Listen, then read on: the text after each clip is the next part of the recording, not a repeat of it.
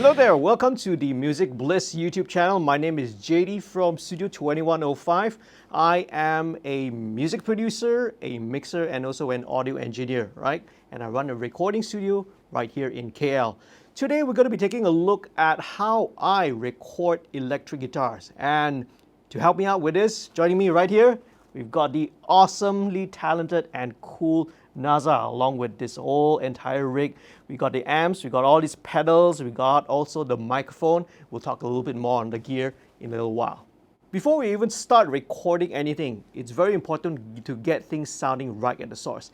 As the saying goes, it starts with the source. And this means that I've already sat down right before this and worked with Naza to work out the right combination of guitar, right combination of amp and the cabinet, along with the tones and effects that he's going to be using, right?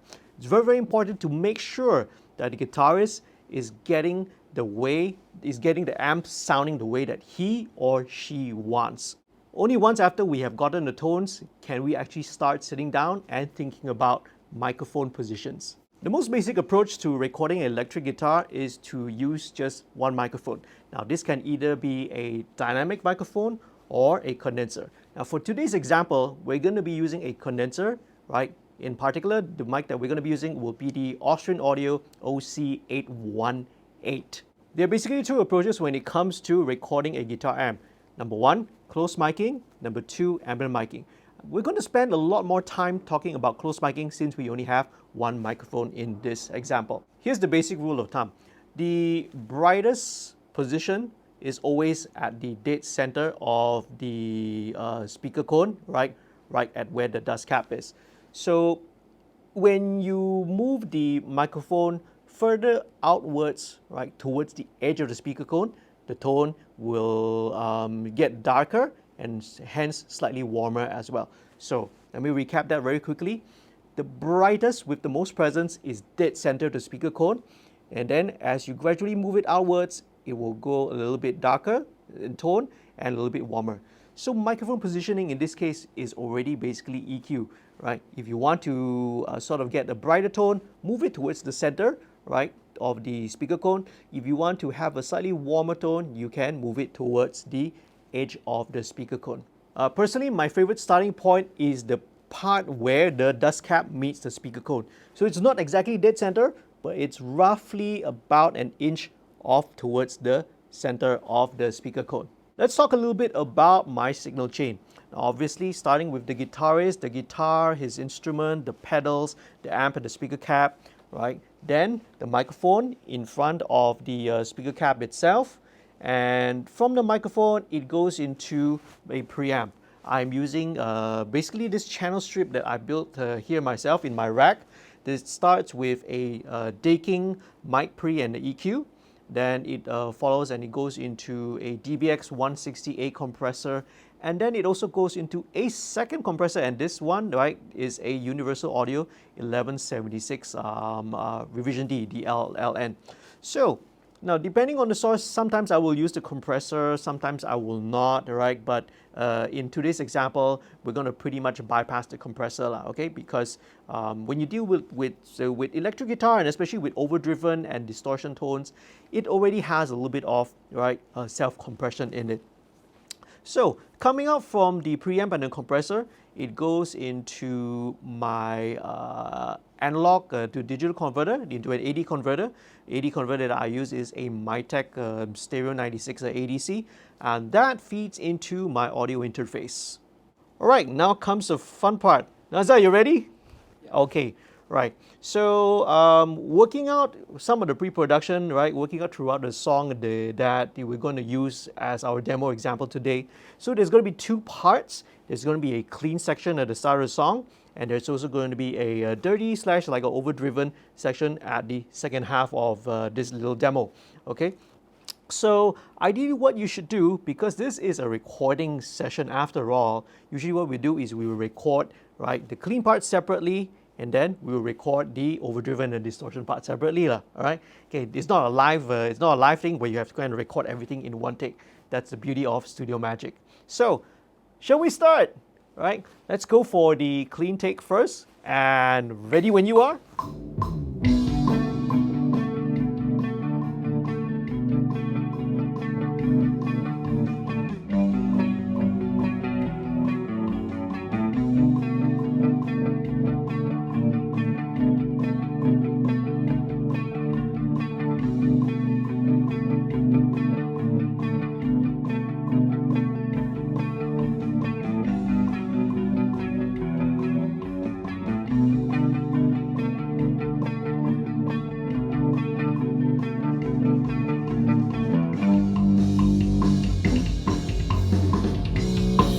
All right, okay, nailed it. Right, so let's move on to the distortion part. Here we go. 2, 1, 2, 3, 4.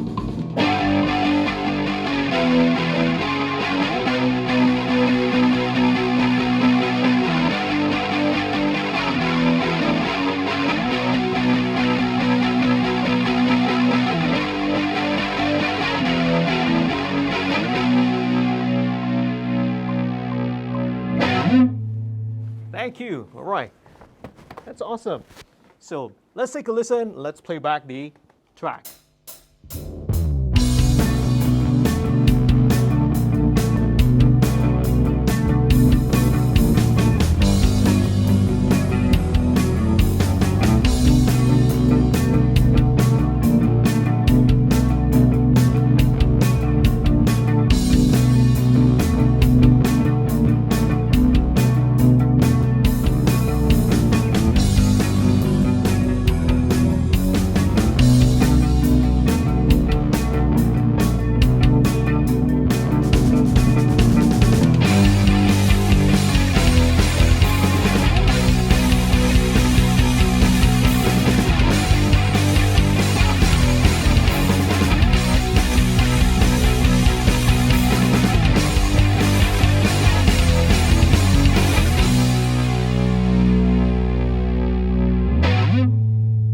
Right.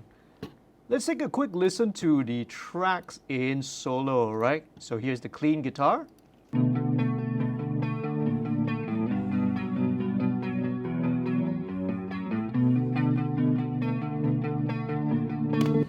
Pretty impressive, even though we recorded with the guitar right here in the control room itself. Right? Usually the guitar amp is usually in a separate room, right? But to make things easier for the shoot, right, for this video, we did everything in one room. Pretty impressive. Even at this loud volume, you can hear, right, that there's practically almost no leakage and no bleed into the microphone itself. Okay, and that's probably something that I want to mention. You want to make sure that you use, right, a microphone which you want to use either a cardioid or a hypercardioid polar pattern. Okay. Now, you can of course always explore other options as well. Maybe if you are going for a more ambient sound, you want to get the sound of the amp in the room, you can either pull it further back, you could switch it to maybe a figure 8 or an omnipolar pattern. And a mic like the OC818, which is a multi-pattern mic, is super awesome, right? And if I'm not mistaken, right, this OC818 also has got this super cool function, which is called the Polar Pilot, if I'm not mistaken, right? And this is super cool because what this does, it enables you to control and change the polar pattern on the microphone, not only during the mix, but remotely, right? And it does it via Bluetooth, via an app on your smartphone or your mobile device. So, right, the mic could be like, you know, on stage or in a totally separate room in another ISO booth, right, or in the live room out there, and I can be switching the polar patterns right from, right, the palm of my hand, right? I don't even have to walk all the way there to change the polar pattern already. Let's continue taking a listen, and let's listen from where it transitions into the distortion parts, right?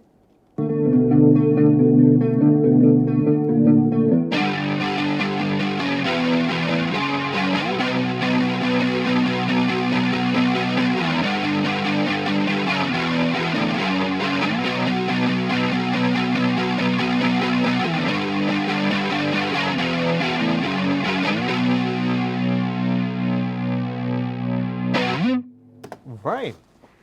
And I am really, really impressed and really, really happy with the way it sounds. Somehow this is capturing the amp exactly the way that we are hearing it in front of the room. If we stand in front of the amp and we listen to it and it's being captured here, no EQ, no compression of any sorts, just the mic right in front of the cap.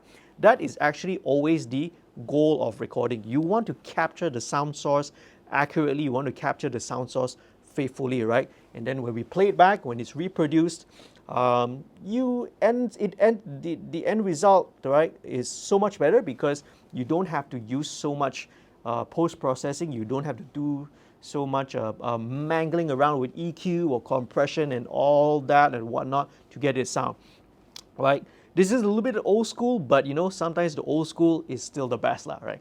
Get the sound right at the source, capture it with a good microphone, an accurate and a faithful capture, and the end result is going to be so much better, right? Loving it. This is super awesome. It translates really, really well, okay? And right, I would not hesitate getting an OC818 for myself. So let's just recap all the points that I mentioned earlier. Number one, get it right at the source. Make sure that the tones that are coming up from the guitar and the guitar amp are exactly the ones that you want to capture. It has to sound exactly the way it sounds in the room when you're standing in front of an amp, and then only, right, number two, point two, that you capture it with a good accurate microphone. And some of the consideration when it comes down to the microphone, right? Do you want to use a dynamic or do you want to use a condenser? And then where do you position the microphone, right? Remember, dead center on the speaker cone is where it is brightest and has the most presence. And a little bit further out towards the edge of the speaker cone, right, it gradually gets warmer, it gradually gets a darker tone. And also polar patterns, okay? Right, you would want to use a directional polar pattern like a cardioid or a hypercardioid. But if you want to experiment, you want to get a little bit of room ambience, perhaps maybe you want a little bit more of a distant room sound, you can also explore, right, omni or figure 8 and polar pattern. Alright, so let's wrap this up. I want to say a big thank you and a shout out to Music Bliss, right, for putting this video together, and also a big thank you to NASA, right, for being such a great help, right, in today's video. Hope to see you folks in another video real soon. Stay safe, right? Happy recording and mixing. Peace, love, and music.